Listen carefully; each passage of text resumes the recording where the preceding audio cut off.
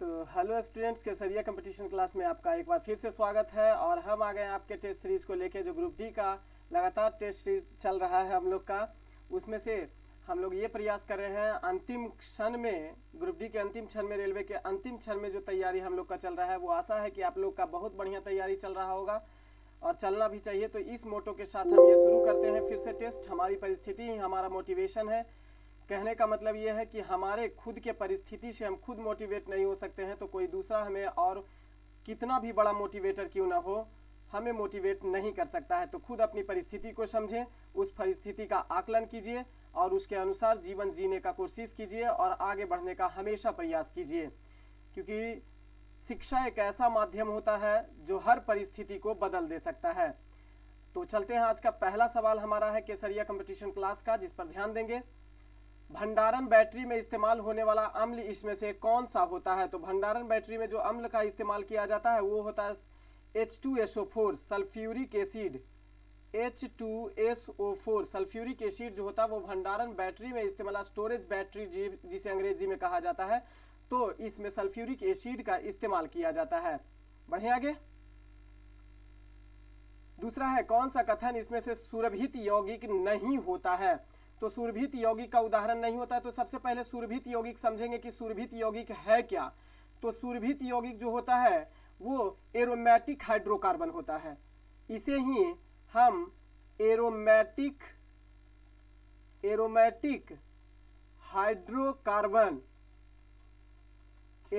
Hydrocarbon के नाम से भी जाना जाता है। क्लियर है। अब कहेंगे एरोमेटिक हाइड्रोकार्बन क्या होता है? तो वे चक्रीय यौगिक जिसमें पाई इलेक्ट्रॉन की संख्या, इसको भी एग्जाम्पल अगर देंगे तो कहेंगे वे चक्रीय यौगिक जिसमें पाई इलेक्ट्रॉन की संख्या 4n+2 के बराबर होती है, 4n+2 के बराबर हो जाती है। अब इसमें से देख लेंगे कि कौन कौन सा इसमें होगा जो इस 4n, और एक बात और ध्यान रखेंगे कि n पर वेयर n का मान हम रख सकते हैं 1 2 3 4, इसी तरीका से n का मान हम रख सकते हैं। क्लियर है। तो देखेंगे बेंजीन का सूत्र क्या होता है? तो बेंजीन का सूत्र होता है C6H12। क्लियर है। सबसे सरल हाइड्रोकार्बन का उदाहरण होता है बेंजीन, C6H12 के अंतर्गत शामिल किया जाता है। अब इसका फिगर अगर यदि जो बना लेंगे, सॉरी C6H6 हो जाएगा, इसको C6H6 अब बनाएंगे, इसको इस तरीका से बनता है, जबकि इसका बॉन्ड इस तरीका से जुड़ा हुआ होता है। क्लियर है। अब चूंकि हम लोग जानते हैं कि इसमें ये जो आपका स्ट्रक्चर बना है, ये बेंजीन का जो स्ट्रक्चर बना है, इसमें 3 पाई बॉन्ड है, 3 पाई बॉन्ड है, यहां यहां यहां 3 पाई बॉन्ड होता है। और प्रत्येक पाई बॉन्ड में इस स्ट्रक्चर में, बेंजीन में, डायरेक्ट लिख देते हैं, बेंजीन में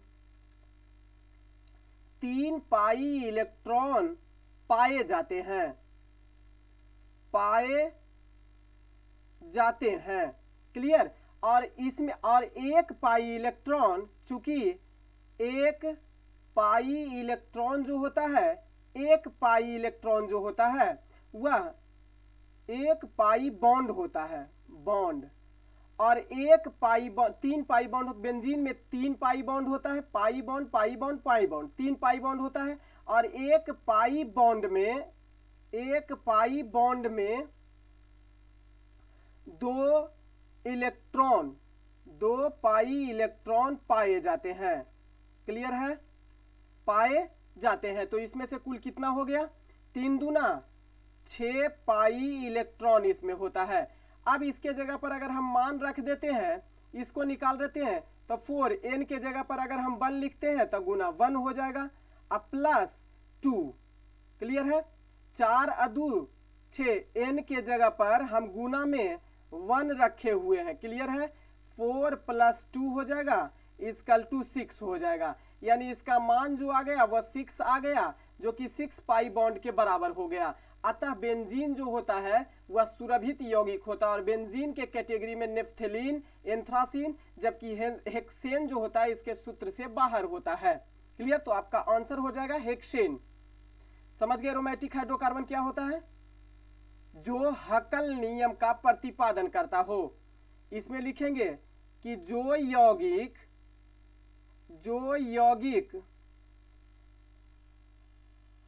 हकल नियम का पालन करता है, उसे ही कहा जाता है सुरभित यौगिक या एरोमेटिक हाइड्रोकार्बन कहा जाता है। क्लियर है? इसकी खोज एच हकल नामक विद्वान के द्वारा 1931 ईस्वी में किया गया था। क्लियर है? यहीं पर थोड़ा सा लिख देते हैं, 1931 ईस्वी में किया था एच हकल नामक विद्वान ने। बढ़े आगे गन्ने का लाल सड़न या लाल विगलन किसके कारण हो जाता है? गन्ने का लाल सड़न रोग किसके कारण से हो जाता है? वह होता है कोलेस्टोट्राइकम फॉल्केटम के द्वारा हो जाता है। अब कवक के द्वारा होने वाले रोग में अगर हम शामिल करेंगे कि किसको रखा जाता है जो हमारे पादप को प्रभावित कर देता है, इसमें थोड़ा सा कुछ नाम लिख लेंगे जो कवक द्वारा पौधा में होने वाला रोग। क्लियर है? पहला की बात करेंगे तो सरसों का सफेद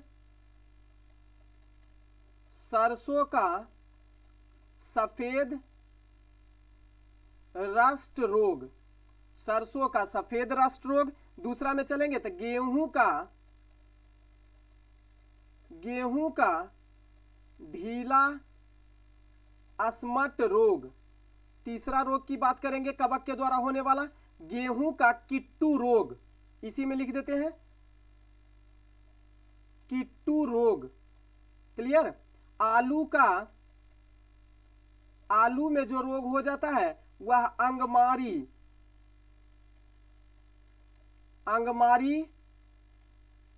पछेला अंगमारी तथा इसी में एक और आता है मस्सा रोग, आलू में होने वाला रोग होता है। इसके अलावा और भी बात करेंगे तो मूंगफली का टिक्का, कल भी क्वेश्चन आया था, मूंगफली का टिक्का रोग। क्लियर? पांचवा की बात करते हैं तो धान की भूरी अर्ज चित्ती रोग। क्लियर है?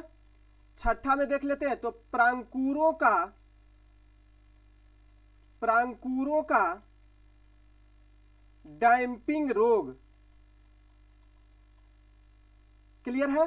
ये सभी, और एक गन्ना का जो लिखा हुआ है, गन्ने का लाल सड़न रोग कहा जाता है, red root of sugarcane कहा जाता है, कोलेटोट्राइकम फॉल्केटम नामक कवक के द्वारा हो जाता है। क्लियर है? इतना नाम को याद रखिएगा।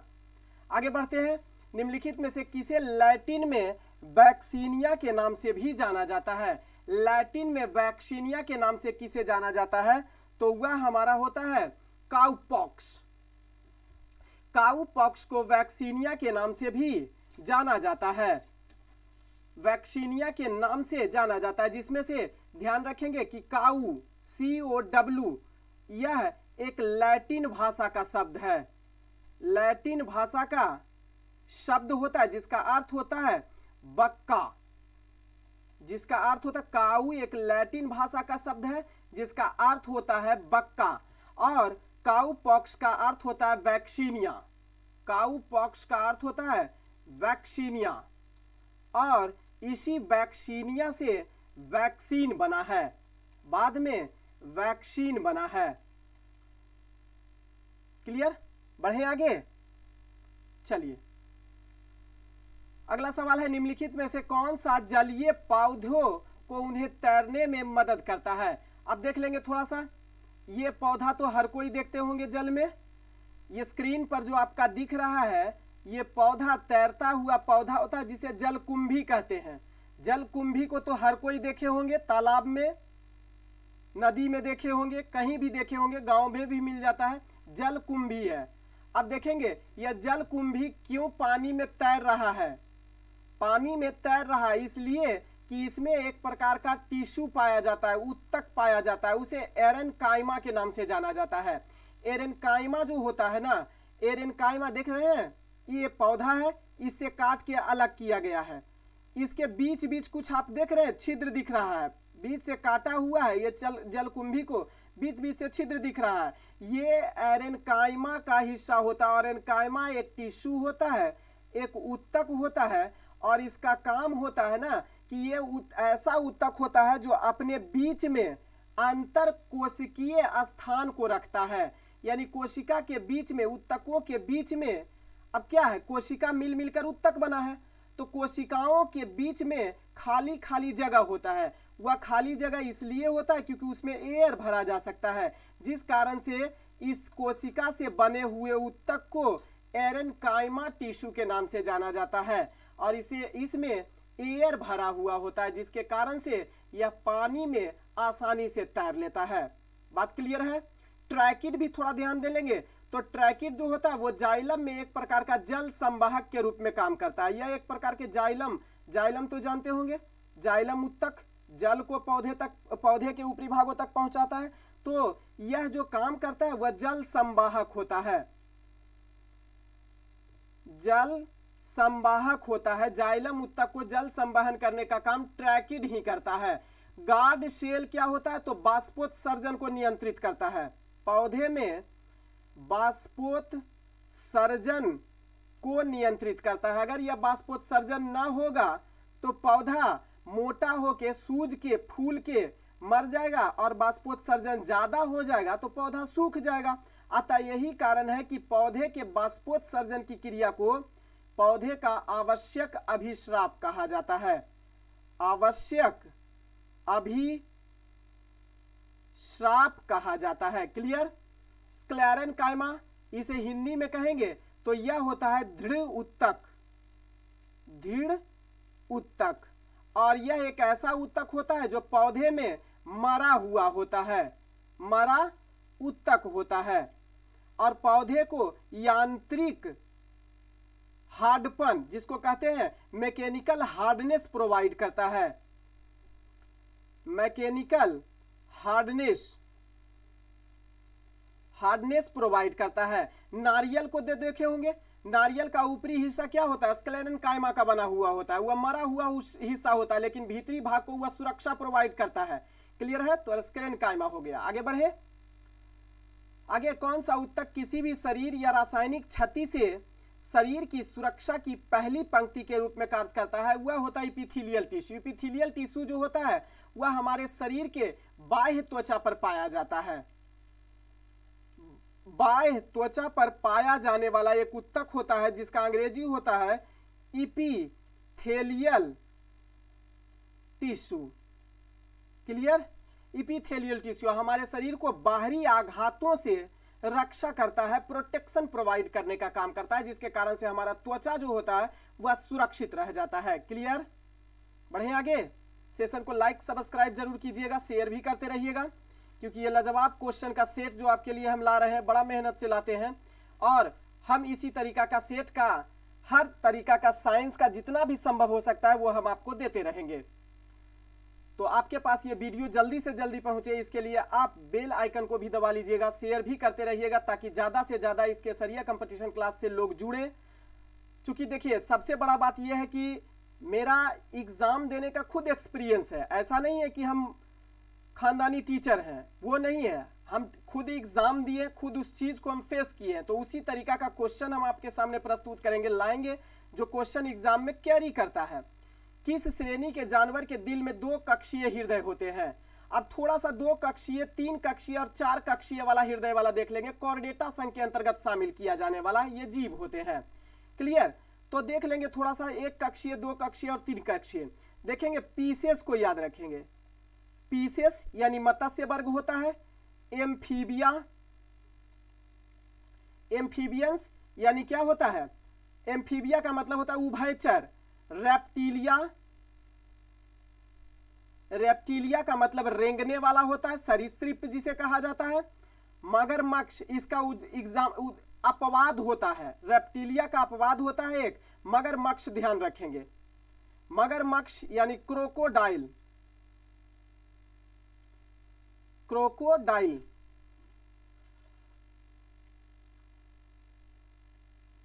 इसका अपवाद में याद रखेंगे क्रोकोडाइल, क्लियर, अपवाद में। इसके बाद हम लोग एविस क्लास को रखेंगे, एविस क्लास को, और उसके बाद मैमेलिया को रखेंगे। अब कहेंगे क्या लिखे हैं, तब पीसेस वर्ग जो होता है ना, इसमें पीसेस वर्ग में हृदय का कक्ष जो होता है वह 2 कक्ष होता है। थोड़ा सा डिफाइन कर देते हैं, हृदय कक्ष कितना होता है इसमें, तो 2 होता है। एम्फीबियंस में कितना होता है, 3 होता है। रेप्टिलियन में कितना होता है, 3। लेकिन इसका अपवाद जो क्रोकोडाइल भी रेप्टिलिया होता है, लेकिन इसमें कक्षों की संख्या होती है 4। और एबिस क्लास यानी पक्षी वर्ग में भी कक्षों की संख्या 4 होती है, मैमेलिया में भी कक्षों की संख्या 4 होती है। अब इसमें से ये ध्यान देंगे कि इसमें अलिंद कितना होता है, अलिंद कितना होता है, और निलय कितना होता है, निलय कितना होता है। तो पीसेस वर्ग में 1 अलिंद होता है, 1 निलय होता है, जबकि इसमें से 2 अलिंद होता है, 1 निलय होता है, 2 अलिंद होता है, 1 निलय। जिसमें कक्षों की संख्या 3 है, हृदय कक्षों की संख्या, उसमें अलिंद 2 गो और 1 गो निलय होता है। जबकि क्रोकोडाइल में 2 अलिंद 2 निलय, इसमें भी एविस में 2 अलिंद, सॉरी हाँ 2 अलिंद और 2 निलय होता है, जबकि मैमेलिया में भी 2 अलिंद और 2 निलय को शामिल किया जाता है। क्लियर है। अब थोड़ा सा एक चीज और ध्यान देंगे, जो बार बार सवाल पूछ देता है वो याद रखेंगे, परिसंचरण प्रकार क्या होता है, परिसंचरण प्रकार क्या होता है, परिसंचरण कैसे करता है, रक्त का परिसंचरण जो होता है वो कैसे होता है। तो इसमें एकल होगा, यानी केवल रक्त जाएगा हृदय से, एक गो अलिंद 1 गो निलय होता है, तो उसी अलिंद से जाएगा, अनिलय से वापस आएगा, यानी एकल होगा। जबकि दूसरा को याद रखेंगे तो इसमें भी एकल ही होता है, क्यों, क्योंकि निलय की संख्या 1 है। एकल संक्रमण ब्लड सर्कुलेशन होता है, या इसमें अधूरा भी होता है, इसको एक और याद रखेंगे, अधूरा, अधूरा या एकल होता है। फिर इसमें रखेंगे क्या, तो इसमें दोहरा होता है, दूसरा को या तीसरा को याद रखेंगे, दोहरा परिसंचरण होता है, इसमें दोहरा होता है, इसमें दोहरा होता है, और इसमें भी दोहरा होता है। तो दोहरा को याद रखेंगे, इसमें दोहरा, इसमें दोहरा, इसमें दोहरा, इसमें भी एकल होता है, इसको एकल बना लीजिएगा, एकल, एकल होता है परिसंचरण। क्लियर है, समझ गए। बढ़ते हैं आगे, तो आपका आंसर आ जाएगा मत्स्य हो जाएगा। सभी को ध्यान रखेंगे, 500 किलोग्राम द्रव्यमान की वस्तु द्वारा प्राप्त स्थितिज ऊर्जा ज्ञात कीजिए यदि इसे 10 मीटर तक उठाया जाता है। तो देखेंगे इसमें मास आपका दिया हुआ है, मास दिया हुआ है 50 किलोग्राम, जबकि डिस्प्लेसमेंट आपको दिया हुआ है एस बराबर क्या दिया हुआ है, 10 मीटर है। आपको इसके अलावा जी दिया हुआ है 10 मीटर पर सेकेंड स्क्वायर दिया हुआ है। आपसे स्थितिज ऊर्जा पूछता है, स्थितिज ऊर्जा यानी kinetic energy, sorry potential energy, PE, स्थितिज ऊर्जा होता है mgh। m का मान 50 दिया हुआ है, g का मान आपका दिया हुआ है 10, s का मान यानी डिस्प्लेस हुआ है, हाइट कितना हुआ है 10 हुआ है। इसका मतलब आपका आंसर हो जाएगा ये, और ये हमेशा जूल में, क्योंकि यह ऊर्जा निकला है तो जूल में होगा। आगे बढ़े, विश्व मौसम विज्ञान संगठन का मुख्यालय इसमें से कहां स्थित है, जेनेवा स्विट्जरलैंड में स्थित है। आगे बढ़ते, 60 वाट का विद्युत बल्ब प्रतिदिन 6 घंटा के लिए उपयोग किया जाता है, बल्ब द्वारा एक दिन में खपत ऊर्जा की यूनिट क्या हो जाएगी। तो हम देखते हैं कि 60 वाट का आपको दिया हुआ है विद्युत बल्ब प्रतिदिन जल रहा है। तो देखेंगे यह पावर आपको दिया हुआ है, शक्ति दिया हुआ है, शक्ति आपका दिया हुआ है। कितना दिया हुआ है? 60 वाट। अब इसको किलो वाट में अगर बदलेंगे तो क्या करेंगे? 1000 से भागा दे देंगे, आ जाएगा आंसर 0.06 किलो वाट आ जाएगा। और आपका टाइम दिया हुआ है 6 आवर। क्लियर? और आपसे पूछ रहा है कि खपत कितना हो जाएगा, यानी ऊर्जा की खपत कितना हो जाएगा। तो हम लोग विद्युत ऊर्जा बराबर निकालते हैं, विद्युत ऊर्जा की खपत बराबर निकालते हैं, खपत बराबर होता है शक्ति गुने लिया गया समय होता है। शक्ति दिया हुआ है 0.06 गुने 6 दिया हुआ है समय आपका। इसको हटा दीजिएगा, 2 शून्य बैठा दीजिएगा, 6 छक्का 36, यानी हम 0.36 लिख सकते हैं। अतः हमारा आंसर जो हो जाएगा वह यूनिट 0.36 में आ जाएगा। 100 किलोग्राम द्रव्यमान वाली मिसाइल के वेग की गणना करना है यदि रॉकेट, अब देखिए फिर से इसमें मास दिया हुआ है आपका, कितना? 100 किलोग्राम दिया हुआ है। जबकि आपसे पूछ रहा है संवेग भी आपका दिया हुआ है, P दिया हुआ है, मोमेंटम दिया हुआ 800 किलोग्राम मीटर पर सेकेंड। क्लियर है? अब देखेंगे वेग की गणना कर रहा है, तो संवेग बराबर क्या होता है? संवेग बराबर लगा देंगे द्रव्यमान गुना वेग। क्लियर है? अब देखेंगे द्रव्यमान दिया हुआ है 100 और आपका ये पोटेंशियल दिया हुआ है, संवेग दिया हुआ है 8000 और वेग इधर है। इससे इससे काट दीजिए, इससे इससे काट दीजिए, आपका आंसर कितना आ जाएगा? वेग 80 मीटर पर सेकेंड। आगे है निश्चेतक एनेस्थेसिया के रूप में चिकित्सकों के द्वारा क्या इस्तेमाल किया जाता है? नाइट्रस ऑक्साइड का इस्तेमाल किया जाता है, जिसका रासायनिक सूत्र N2O होता है, नाइट्रस ऑक्साइड होता है। चलिए आगे बढ़े, थोड़ा सा नाइट्रस ऑक्साइड के बारे में और कुछ विशेष बातें, जिसमें से इसकी खोज के बारे में देख लेते हैं थोड़ा सा। क्वेश्चन आजकल क्या पूछेगा कोई ठिकाना नहीं है। सब क्वेश्चन, हर तरीका का क्वेश्चन सॉल्यूशन करने का मतलब या देखने का मतलब ये है कि उसको लगातार सॉल्यूशन को इस रूप में देखिए कि ऊपर ऊपर ना पार हो, क्योंकि ऐसा है कि बहुत सारा क्वेश्चन आज भीतरहे वाला पूछता है, अंदर वाला पूछता है। वो पहले वाला, वो भैया वाला जमाना नहीं रह गया है रेलवे कि वो यूनिक पढ़ लिया, अलूसेंट थोड़ा सा पढ़ लिया, काम हो गया। नाइट्रस ऑक्साइड की खोज जोसेफ प्रिस्टल के द्वारा, खोज में जोसेफ प्रिस्टल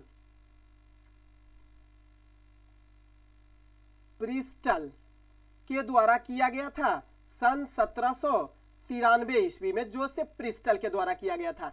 ये नाइट्रस ऑक्साइड जो होता है ना, वो अग्निरोधी गैस होता है, अग्निरोधी गैस होता है। और यह एक और विशेषता है कि जल में घुलनशील होता है। बात क्लियर है? बढ़े आगे। चलिए, 4 किलोग्राम द्रव्यमान की एक वस्तु, उस पर बल लगने के कारण 5 सेकेंड में 10 मीटर पर सेकेंड स्क्वायर से त्वरित हो जाती है। त्वरित त्वरण है चूंकि, तो स्क्वायर यहां आना चाहिए, हो जाती है। इस बल की गणना कीजिए। तो बल बराबर क्या होता है भाई? बल बराबर F बराबर होता है M इंटू ए। M तो दिया हुआ है 4 और मास आपका एक्सेलरेशन आपका दिया हुआ है कितना? 10। देखिएगा, 4 किलोग्राम द्रव्यमान की एक वस्तु, उस पर बल लगने के कारण 5 सेकंड में इतना मीटर, अच्छा एक मिनट, इसमें एक्सेलरेशन का पहले मान निकालेंगे। इतना मीटर से त्वरित हो जाता है, तो पहले त्वरण निकालेंगे, पहले इसमें त्वरण निकालेंगे। तो त्वरण का फॉर्मूला निकालने के लिए क्या करते हैं? V बराबर U प्लस AT, V बराबर U प्लस AT होता है। क्लियर? अब देखिए, V बराबर आपका दिया हुआ है 10, U बराबर आपका दिया हुआ है कितना? 0, नहीं दिया हुआ है, प्रारंभिक वेग नहीं दिया हुआ है, प्लस ए का मान निकालना है और टी का मान हमारा दिया हुआ है 5। इससे कट जाएगा, ए बराबर आ गया 2 मीटर पर सेकेंड स्क्वायर। अब इस पर फॉर्मूला पर बैठा देंगे, एम बराबर 4 दिया हुआ है, ए बराबर हमारा निकल गया 2, बराबर हो जाएगा 8 न्यूटन। एफ को न्यूटन में व्यक्त किया जाता है। क्लियर है? बढ़े आगे, लाइक जरूर कीजिएगा, देखते रहिएगा, लाइक करते रहिएगा, ताकि हम आपके सीरीज तक, टेस्ट होते तक, एग्जाम होते होते तक अच्छा खासा कलेक्शन आपके सामने लाने जा रहे हैं। तो आप लगातार इसको देखिएगा, इस सेशन को जरूर देखिएगा, लाइक जरूर कीजिएगा, सब्सक्राइब भी कीजिएगा और शेयर भी करते रहिएगा, ताकि ज्यादा से ज्यादा लोग हमसे जुड़ पाए। परमाणु शब्द एक भारतीय दार्शनिक ने दिया था, इसका नाम क्या है? महर्षि कनाद। महर्षि कनाद के द्वारा परमाणु शब्द को पहली बार दिया गया था। और यह महर्षि कनाद जो थे, इन्होंने अपनी पुस्तक वैशेषिक सूत्र में, पुस्तक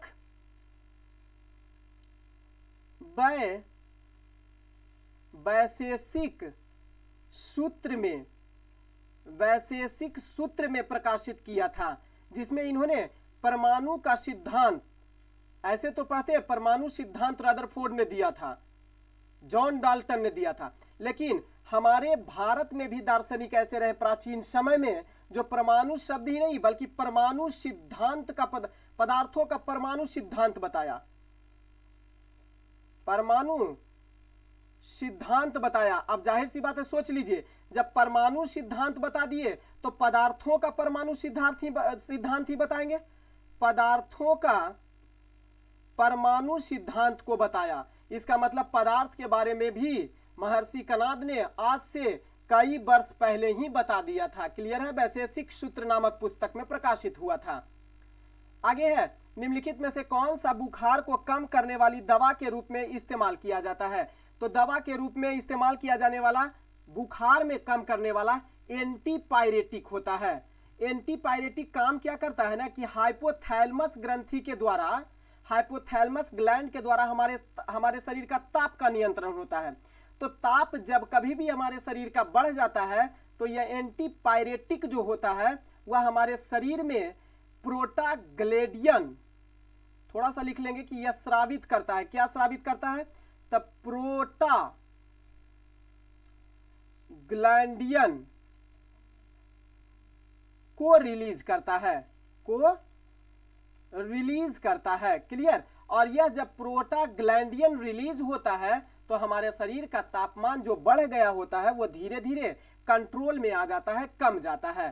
थोड़ा सा बार्बिटूरेरस क्या होता है? तो इसमें इसका उपयोग अनिद्रा को दूर करने के लिए, दवा ही होता है, अनिद्रा को दूर करने के लिए, दौरा जो लग जाता है दौरा को दूर करने के लिए, खत्म करने के लिए, सिर दर्द को खत्म करने के लिए, सिर दर्द को खत्म करने के लिए। जबकि एंटीसेप्टिक क्या होता है? तो एंटीसेप्टिक जो होता है वह शरीर के बाहरी त्वचा जो होता है उसको सुरक्षा प्रोवाइड करता है सूक्ष्म जीवों से, जीवाणु, बैक्टीरिया वगैरह एंटीसेप्टिक क्रीम में इस्तेमाल किया जाने वाला होता है। यह एंटीसेप्टिक के रूप में इस्तेमाल होता है जो बाहरी जीवाणुओं से हमारे शरीर की रक्षा करता है। एंटीबायोटिक्स दवा क्या होता है? तो बैक्टीरिया से रक्षा करता है, बैक्टीरिया यानी जीवाणु, जीवाणु से प्रोटेक्शन। क्लियर है? आगे है, आगे संयुक्त एक वाहन आधारित इलेक्ट्रॉनिक शुद्ध प्रणाली है। क्या है भाई? तो 145 आधारित शुद्ध प्रणाली होता है।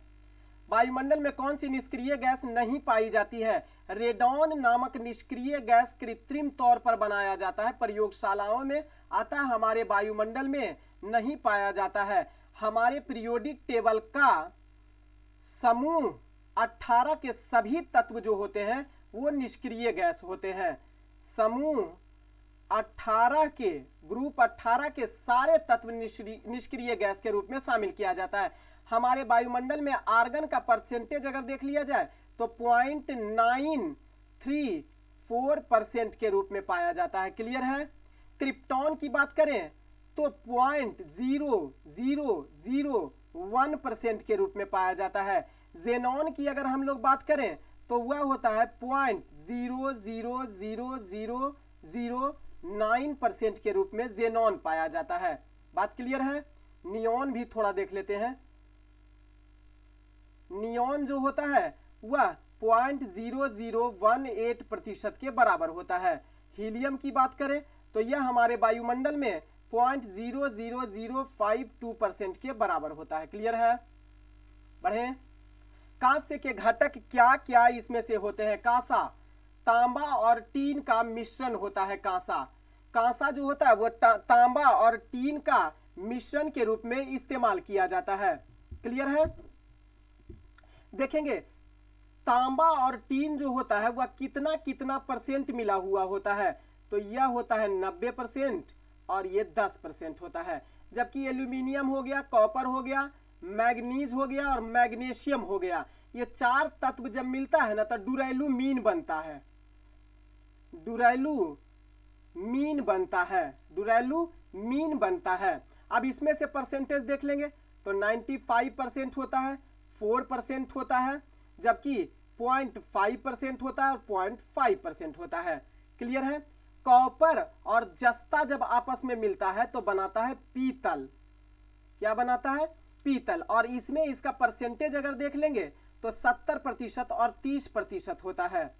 क्लियर है? अगर पीबी और हम लोग टीन को मिला देंगे, दोनों को शीशा और टीन को मिला देंगे तो बनता है टांका। क्या बनता है? टांका बनता है। परसेंटेज की बात कर लेंगे तो इसमें पीबी जो होता है वह 33% होता है, अब बाकी का 67% टीन होता है। चलिए, रसोई गैस में मुख्य रूप से क्या पाया जाता है? तो रसोई गैस में मुख्य रूप से प्रोपीन और ब्यूटेन पाया जाता है रसोई गैस में। जबकि एक सीएनजी कंप्रेस्ड नेचुरल गैस होता है, सीएनजी भी होता है। सीएनजी कंप्रेस्ड नेचुरल गैस के रूप में इस्तेमाल किया जाता है, जो कंप्रेस्ड नेचुरल गैस मीथेन और इथेन का मिश्रण होता है। क्लियर है? आगे, भंडारण बैटरी में इस्तेमाल होने वाला अम्ल कौन सा होता है? सल्फ्यूरिक एसिड, पहले ही हो गया। कौन सा कथन सुरभित यौगिक है? यह भी लगता है 2 बार छप गया है। हेक्सेन इसमें सुरभित यौगिक नहीं होता, बाकी बेंजीन, नेप्थलीन और एंथ्रासीन है। सूर्योदय और सूर्यास्त के समय वातावरण में लालिमा दिखाई देता है, किसके कारण से? तो प्रकाश के प्रकीर्णन, लाल रंग का प्रकीर्णन जो होता है वह कम होता है। लाल रंग का प्रकीर्णन कम होता है, जिसके कारण से लाल दिखाई देता है। जबकि क्वेश्चन आपसे पूछेगा कि सूर्योदय के कुछ समय पहले और सूर्यास्त के कुछ समय बाद भी सूर्य हमें दिखाई देता है, प्रकाश के अपवर्तन घटना के कारण यह संभव हो पाता है। क्लियर है? उस वैज्ञानिक का नाम बताना है जिसने सूर्य के प्रकाश के स्पेक्ट्रम को प्राप्त करने के लिए पहले ग्लास प्रिज्म बनाया था। वो थे सर आइजक न्यूटन। कब? 1666 ईस्वी में। क्लियर है? 7 रंगों में विभाजित हो गया था। सफेद रंग को जब स्पेक्ट्रम से गुजारा तो 7 रंग में विभाजित हुआ। आगे, किसके द्वारा अपश्रव्य ध्वनि का उत्पादन किया जाता है? अब देखेंगे अपश्रव्य ध्वनि। अपश्रव्य का मतलब होता है 20 हर्ट्ज से भी कम, 20 HZ हर्ट्ज से भी कम आवृत्ति की ध्वनि को कहा जाता है अपश्रव्य ध्वनि। अपश्रव्य ध्वनि किसके द्वारा उत्पन्न किया जाता है? तो यह उत्पन्न किया जाता है बड़े बड़े ध्वनिक स्रोतों से, जैसे भूकंप अगर आ गया,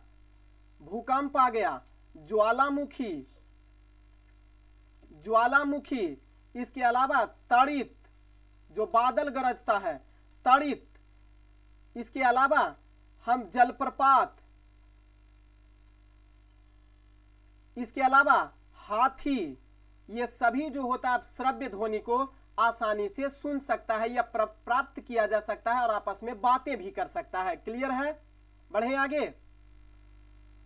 आगे सवाल है, मोर्चा लगने से बचाने के लिए लोहे पर, मोर्चा का मतलब क्या होता है? जंग लगने से बचाने के लिए लोहे पर सुरक्षात्मक रूप से जस्ते का लेपन किया जाता है, इसे जस्तीकरण के नाम से जाना जाता है।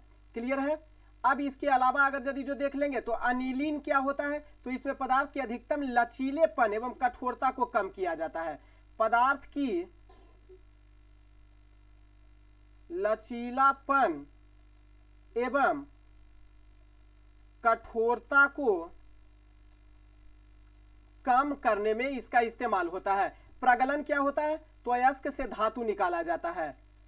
अयस्क से धातु का निष्कर्षण। क्लियर है? बिल्डिंग में क्या होता है, तो एक से अधिक यौगिक को मिलाकर और उसको जोड़ दिया जाता है, इसे बिल्डिंग कहा जाता है। आगे बढ़ते हैं। कौन सा बल सदैव आकर्षित करता है, तो आकर्षित सदैव गुरुत्वाकर्षण बल करता है। आगे है, ऊर्जा का वह कौन सा रूप है जो साइकिल चलाते समय उपस्थित नहीं होता है, तो साइकिल चलाते समय उस जो आप नहीं लगाते वो रासायनिक ऊर्जा आप इसमें नहीं लगाते हैं, बाकी ऊष्मा ऊर्जा लगाते हैं, यांत्रिक और गतिज ऊर्जा सभी लगाते हैं। आगे है, जी का एसआई त्वरण के समान जो है वह क्या होता है, तो जी यानी ग्रेविटेशनल एक्सेलरेशन होता है, यानी मीटर पर सेकेंड स्क्वायर के रूप में हम इसे व्यक्त कर सकते हैं। क्लियर है? तो ये हमारा 25 क्वेश्चन का धारा प्रवाह 25 प्लस क्वेश्चन था धारा प्रवाह, ये हमारा सॉल्यूशन रहा। तो ये सॉल्यूशन आपको कैसा लगा कमेंट बॉक्स में जरूर बताइएगा। अगला सॉल्यूशन हम आपके लिए लेके आएंगे, तब तक के लिए सेवा को देते हैं विराम। क्लियर? टाटा बाय बाय, खुश रहिए, मुस्कुराते रहिए और अपने से बड़ों का सम्मान कीजिए, माता पिता का हमेशा सम्मान कीजिए।